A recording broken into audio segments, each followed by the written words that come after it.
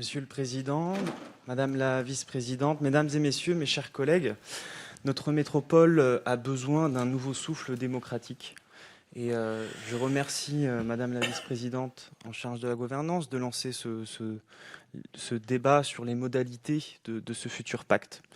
Car au-delà d'une simple formalité légale, notre groupe Métropole écologiste, citoyenne et solidaire espère qu'il débouchera sur des transformations radicales pour s'attaquer aux sources des problèmes et des gouffres démocratiques.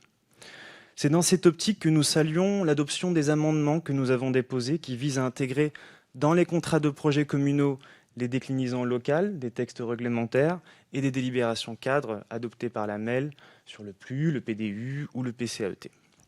Puisque ces déclinaisons locales sont essentielles à l'atteinte des objectifs que se fixe la MEL afin qu'il ne reste pas une lettre morte. Nous croyons, comme vous, en l'importance d'une véritable métropole citoyenne. Cependant, nous le savons toutes et tous, l'échelon métropolitain reste opaque et mal connu pour la plupart de nos concitoyens. Quelle ambition politique pour ce futur pacte de gouvernance? La co-construction, en effet. Mais quel type de co-construction? Le rapport du 30 janvier 2019, présenté par l'atelier prospectif du Conseil de développement, l'indiquait déjà. Il y a un sentiment de frustration quant à la réalité de l'impact des instances de démocratie participative sur la décision des élus.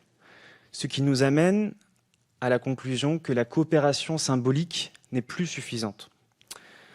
Au-delà des évolutions possibles auprès des instances actuelles, nous ne devons pas nous empêcher de réfléchir à d'autres dispositifs démocratiques innovants. Une convention citoyenne pour le climat à l'échelle de la métropole, ou bien la création d'une commission de débat public visant à aider les communes dans leurs relations avec les usagers, à mieux gérer les enquêtes publiques, les consultations citoyennes.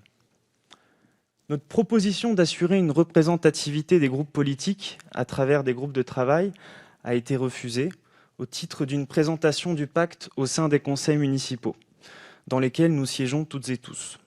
Nous pensons que le maire ne saurait à lui seul être le garant d'une expression pluraliste des préoccupations des citoyens et des citoyennes.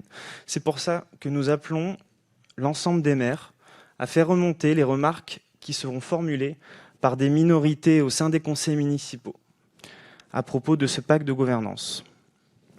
Nous serons attentifs lors de la rédaction de ce pacte à ce qu'elle soit mobilisée. Je vous remercie, Madame la Présidente, pour l'attention que vous porterez à notre message et nous serons ravis d'en échanger lors d'un rendez-vous.